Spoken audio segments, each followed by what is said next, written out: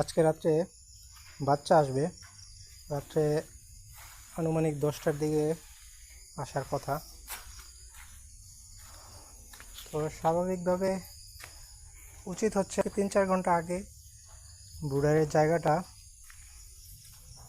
Hit দিয়ে আটাটাকে বাচ্চার উপযোগী করে তোলা, যাতে বাচ্চাটা আসার পরে সে একটা আরামদায়ক আবহাওয়া বা তাপমাত্রা পায়, যেটা তার জন্য প্রযোজ্য। প্রথম দিনে 35 থেকে 34 ডিগ্রি তাপমাত্রা বাচ্চার জন্য সবচেয়ে ভালো হয়। যেহেতু আজকে একটু বৃষ্টি আছে, এজন্য আমি কিছু আগেই লাইট জ্বালিয়ে রাখছি।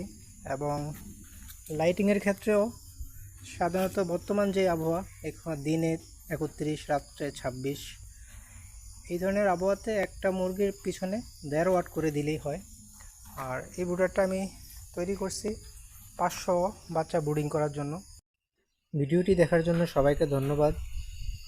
ফার্মিং এবং কৃষি বিষয়ক তথ্য ও টিপস পেতে সাথে থাকুন।